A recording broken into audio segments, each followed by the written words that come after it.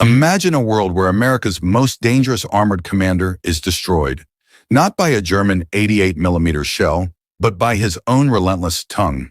Before the first tank could touch the sand of Normandy, General George S. Patton stood on the absolute precipice of professional extinction, his career hanging by a single thread in a quiet English tea room. It was April 25, 1944, and the man they called Old Blood and Guts was about to commit a blunder so severe it threatened to shatter the fragile grand alliance between Washington, London, and the Kremlin. Why would the Allied High Command risk the greatest tactical weapon of the war more for a slip of the tongue? And what secret mechanism was hiding in the shadows of this diplomatic firestorm? The damp mist of the English Channel in early 1944 carried a weight heavier than the Atlantic itself, for it was the breath of a million men waiting for the signal to begin the Great Crusade. For General George S. Patton, Jr., this period was a suffocating psychological purgatory, a professional limbo born from the dust of Sicily, where his volatility had finally outpaced his tactical genius.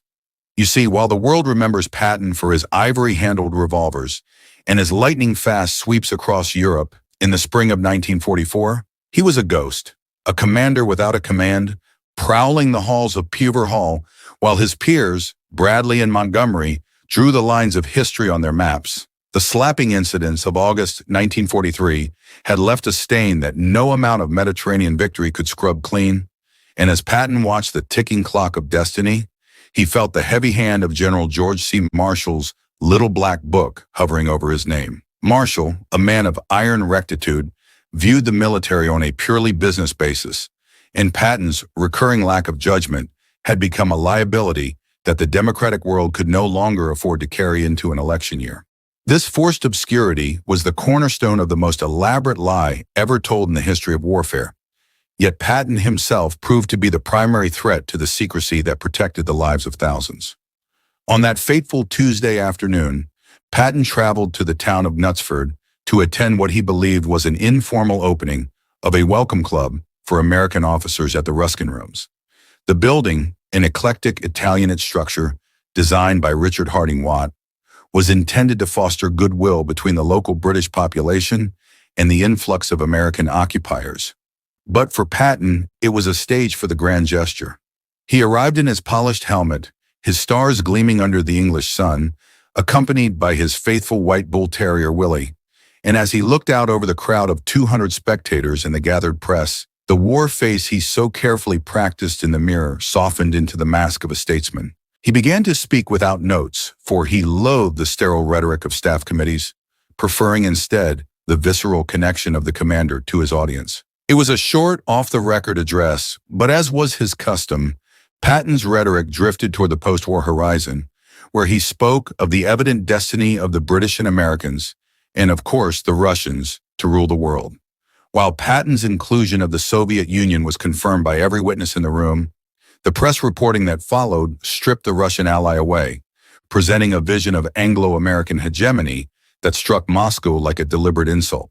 Within 24 hours, the Knutsford incident had spiraled into a geopolitical firestorm that reached the highest levels of power in Washington, where Representative Carl E. Munt of South Dakota raged that Patton had succeeded in slapping the face of every one of the United Nations.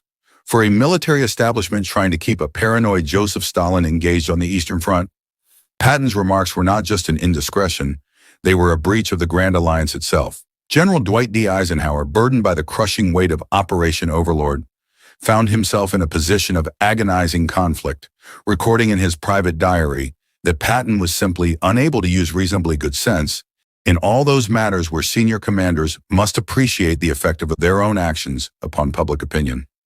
On April 29th, Eisenhower wired General Marshall, essentially washing his hands of the matter and leaving the decision of Patton's relief to the Chief of Staff, a move and the need to maintain the integrity of the coalition. But Marshall refused to let politics dictate the composition of the fighting force, replying that Patton was the only available Army commander with extensive experience in rapid armored exploitation and large-scale landing operations.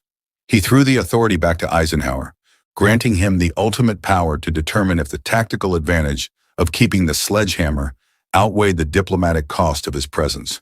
The climax of this personal drama occurred on May 1, 1944, When Patton was summoned to London for a confrontation he described as feeling like his own execution, he reported to Eisenhower's headquarters at 11 a.m., his heart heavy, admitting later that he felt like death as he stood before his old friend and superior. Eisenhower was cordial but firm, revealing that he had already drafted a savage letter of reprimand and that Marshall believed the incident had destroyed any hope for Patton's permanent promotion. In that quiet room, the two men represented the fundamental tension of the war, the need for disciplined coalition versus the necessity for aggressive, individualistic leadership. Patton, humbled but defiant, made a desperate plea, demanding that if he were reduced to the rank of colonel, he be given the right to lead an assault regiment onto the beaches as a right, not a favor. He warned Eisenhower that the current plan for D-Day was too narrow and might result in another NCO, a static, bloody stalemate, unless his armor was unleashed. Eisenhower listened, and perhaps influenced by a conversation with Winston Churchill, who dryly remarked that Patton had simply told the truth, he made the decision to retain the general. But the cost was a final, official warning. Any further indiscretion would result in instant relief. Patton walked out of that meeting a saved man, but a man on a very short leash, destined to remain a phantom until the moment of breakout. While Patton struggled with his personal demons, the Allied intelligence services were transforming his reputation into a weapon of mass deception known as Operation Fortitude South. The goal was simple but audacious: convince Adolf Hitler that the real invasion was coming to the Pas-de-Calais, and that Patton, the commander the Germans feared most, was leading the charge. This was the birth of FUSAG, the First United States Army Group, a massive imaginary force of over 1 million men that existed only on paper, in radio waves, and in the fields of Kent. The Allies knew that the Fremde Heer West, German military intelligence for the West, viewed Patton as the most aggressive panzer general of the Allies, and they decided to feed that obsession until it became a fatal blind spot. The physical manifestation of this lie was a collection of rubber, canvas, and plywood that would baffle any aerial observer, creating a landscape of deception that spanned southeast England. Operation Quicksilver involved the deployment of hundreds of inflatable dummy tanks modeled after the M4 Sherman, which were so convincing that from 30,000 feet, they looked like a lethal armored division ready to strike. But here lies our first tactical mystery. How did the Allies hide the lack of human presence in these phantom camps? To fool the German photo interpreters, teams of soldiers were employed to go in every morning to boil kettles to produce steam and hang laundry on clothing lines, ensuring the camps looked lived in and active, a narrative of human struggle hidden beneath the rubber tanks. Deep in the tunnels beneath Dover Castle, signalers worked around the clock, generating a blizzard of fake radio traffic that simulated the complex communications of a 1 million-man army group. They used chicken feed, small snippets of genuine information mixed with lashings of trickery, to ensure that any German listening station would hear exactly what they expected to hear. They even had sonic deception units from the 23rd Special Troops using powerful speakers to broadcast the grinding of gears and the shouting of orders into the night air. It was a high-stakes game of poker where the stakes were the survival of Western civilization, and the Allies were betting everything that the Germans would look at Patton and see the primary threat. The effectiveness of this ruse was bolstered by a network of double agents who fed the Abwehr a steady diet of misinformation, confirming Patton's presence in Kent. Agents like Garbo and Brutus were so trusted by their German handlers that they received Iron Crosses for their service to the Reich, even as they led the German 15th Army into a trap. The deception worked because it played upon pre-existing German biases. The shortest route to Berlin was through Calais, and it only made sense that the Allies would send their best general to lead the shortest crossing. The Allies weren't just hiding their plans. They were reinforcing the enemy's own logic until it became a prison for their reserve divisions. Yet, here is the intellectual shock that modern research reveals. The German obsession with Patton may have been more of an American myth than a German reality during those critical months. Analysis of the Fremde Heer West record shows that as late as February 1944, Patton was the only senior Allied general in Britain not even profiled in their intelligence summaries. German commanders like von Rundstedt and Rommel were far more concerned with Montgomery and Eisenhower, the men they believed held the actual strategic reins. The Germans didn't even identify Patton as the commander of the fictional FUSAG until mid-May, weeks after they had already concluded that the invasion would land at the Pas-de-Calais. Patton wasn't the reason they were fooled. He was the confirmation they used to justify a decision that they had already made. Despite this, Patton played his role with the flair of a professional actor, making highly visible appearances that were meticulously recorded by photographers and leaked to the press.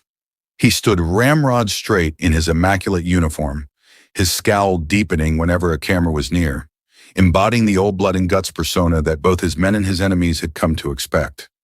He was a master of the grand gesture, and even in his period of professional exile, he understood that a commander's presence is as much a weapon as a tank's main gun. He was waiting with a restlessness that bordered on the religious, for the moment his destiny would intersect with the reality of combat. As the month of May drew to a close, the Phantom Army was at its peak, and the real divisions of the Third Army were training with a ferocity that suggested they were ready to bite the world in half. These were largely inexperienced draftees, men who had never tasted the sting and clash of battle, and they needed to be transformed into a cohesive, lethal machine. Patton, now silent in the press, but loud in barracks, began a series of speeches that would become the stuff of military legend, using the language of the barracks to communicate with men facing their own mortality. He understood that you can't run an army without profanity, and it had to be eloquent profanity to cut through the tension and fear. Patton's rhetorical strategy was built on the destigmatization of fear, acknowledging that every man is scared in his first action, and that if he says he's not, he's a liar. By validating their fear, he was able to offer a solution. Honor and duty must be the mechanisms that overpower fear. He rejected the individual hero narrative, asserting that the army was a team where the truck driver and the cook were as essential as the infantrymen, ensuring that no yellow cowards could disappear into the crowd without consequence. Central to his tactical philosophy was the idea that speed and violence of action reduce casualties, famously telling his men that an ounce of sweat will save a gallon of blood. As the dust of the training ground settled and the world watched the horrific spectacle of the Normandy beaches on June 6, 1944, General Patton remained a man on the sidelines, a lion in a cage of his own making. For 7 agonizing weeks after D-Day, he was still a phantom, his headquarters waiting in the shadows while the Allied advance bogged down in the claustrophobic bocage. But the intelligence paradox was still in full play. For even though Patton wasn't on the front lines, the German high command remained frozen by the fear of where he might appear next, held in place by the very deception that had kept him in professional limbo. On July 5, 1944, Patton finally set foot on French soil, but he was still a commander without a command, prowling the rear echelons in his modified Dodge command car, outfitted with dual air horns and a .50 caliber machine gun that barked his arrival. He watched the logistics friction of the invasion with a critical eye, seeing how the narrow roads and relentless mud of Normandy dictated the survival or death of the soldiers in the field.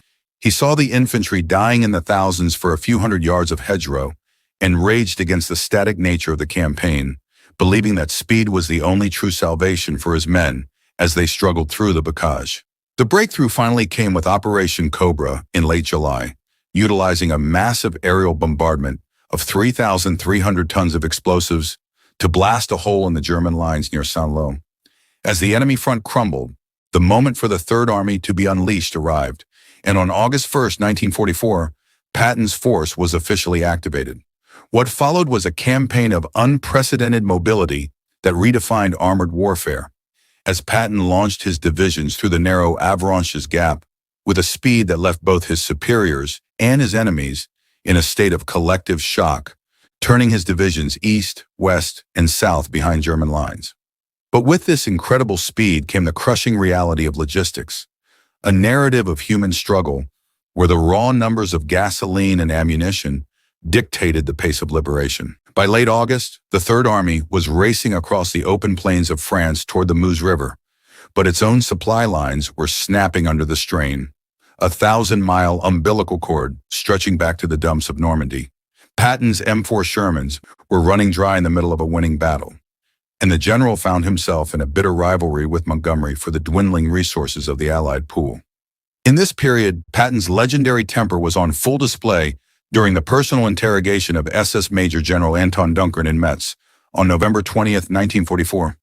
Despite being fluent in German, Patton interrogated the man through an interpreter, refusing to give the SS officer the honor of direct conversation and calling him a liar and low type of police.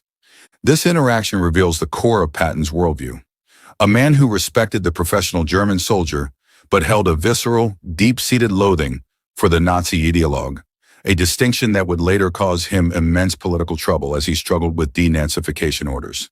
As the autumn rains began to fall and the Third Army ground to a halt short of Metz due to fuel shortages and the relentless mud of Lorraine, Patton found himself facing the very Anzio-style stalemate he had feared. It was during these dark months that his relationship with his intelligence officer, Colonel Oskar Koch, proved its true value. Koch utilized an all-source intelligence approach to monitor the growing German buildup in the Eifel region, warning Patton as early as December 9th that a massive counteroffensive was imminent. While other commanders remained blind to the gathering storm, Patton began drawing contingency plans to pivot his entire army, trusting Koch implicitly. The storm broke on 16, 1944, with the German Ardennes offensive, and while the Allied High Command in Paris was in a state of panic, Patton was ready to strike. On December the 19th, in a smoke-filled room in Verdun, Eisenhower asked Patton how long it would take him to turn his army 90 degrees and move north to relieve Bastogne. Patton's reply of 48 hours was met with skepticism, but his staff had already drawn the plans, moving 3 divisions 100 miles in midwinter conditions. This was the sledgehammer that Marshall had saved, a commander who could handle the friction of war better than any man alive, transforming a tactical disaster into a moment of operational brilliance. As the march north began, immoderate rains and fog grounded the 19th Tactical Air Command air support that Patton relied upon, pushing him to call his chief chaplain, James H. O'Neill, on December 8th. Patton demanded a good prayer for weather, and O'Neill produced a text on a 5x3 index card that was both a plea for fair weather and a call to crush the oppression and wickedness of the enemy. In a move that remains a staggering psychological force multiplier, Patton ordered 250,000 copies printed and distributed to every man in his army, believing that collective prayer could shift the very atmosphere of battle. The results were written in the blood and ice of the Ardennes, as the weather cleared just as the lead elements of the 4th Armored Division reached the southern perimeter of Bastogne on December 26. The relief of the 101st Airborne was the apogee of Patton's career, a maneuver of such technical precision that it silenced his critics for a time, showing the world that his aggressive mobility was supported by superior intelligence. He had taken Trier with 2 divisions when told it would take 4, and pushed across the Rhine in March 1945 before Montgomery could launch his crossing. But as the Third Army raced into the heart of Germany, the shadows of peace began to lengthen over the warrior. By the spring of 1945, Patton was at the height of his tactical power, but increasingly obsolete in a world looking for governance and diplomacy rather than conquest. He was among the first to witness the horror of the concentration camps at Ohrdruf and Buchenwald in April, yet his reactions were filtered through a lens of deep-seated racial and political bigotry. He began to view the Soviet Union not as an ally, but as the next enemy, advocating for a continued advance into Eastern Europe, a rhetoric that became a diplomatic nightmare for Eisenhower. This brings us to the what-if pivot. Imagine if Eisenhower had followed through on his threat at Knutsford and relieved Patton of command in May 1944. Historical analysis suggests that without the Third Army's sledgehammer, the Normandy breakout might have taken months longer, and the relief of Bastogne might never have happened, potentially forcing the surrender of the 101st Airborne and delaying VE Day. The war would have ended, but the cost in human lives would have been exponentially higher, and yet the peace might have been more stable without Patton's early provocations of the Soviet Union that fueled the seeds of the Cold War. Now we must confront the mythbuster, the idea that the German High Command spent the entire war obsessed with Patton's every movement. Declassified records of the Fremde Heer West show they paid him almost no attention until the August breakout, when the Third Army began its rampage. The Patton obsession was largely an American creation used to justify the Ghost Army deception and the high profile of FUSAG. The Germans were fooled at Calais because the geography of the shortest crossing dictated their logic. Patton was merely the chicken feed used to confirm a bias they already held, proving that deception is most effective when it reinforces what the enemy already wants to believe. The final blow to Patton's career came in October 1945, not on the battlefield, but in a press conference where he compared the Nazi Party to Democrats and Republicans, finally exhausting Eisenhower's patience and triggering his removal as military governor. He was relieved of command of his beloved Third Army and relegated to the leadership of the 15th Army, a paper army tasked with writing the history of the war he had just won. He felt like a roadblock to world peace, a man who saw the coming Cold War before anyone else but had lost the voice to warn his country about the impending clash of ideologies. The tragedy reached its inevitable climax on December 9, 1945, on a cold, rain-slicked road in Mannheim when Patton's black 1938 Cadillac limousine collided with a military truck at low speed. It was a mundane accident for a man who had survived 100 battles and 2 world wars, yet it left him paralyzed from the neck down, a prisoner in a hospital bed in Heidelberg for 12 agonizing days as his wife Beatrice sat by his side. General George S. Patton Jr. died on December 21, 1945, and was buried among his men in the Luxembourg American Cemetery, his grave a simple white cross in a sea of brown earth. We have explored the strategic liability that became a tactical necessity, the man who was saved by a savage letter and a business decision. But the mystery remains. Was Patton a visionary who saw the future of the Cold War in a moment of diplomatic disaster? Or was he a relic of a bygone age of conquest who simply couldn't adapt to the requirements of peace?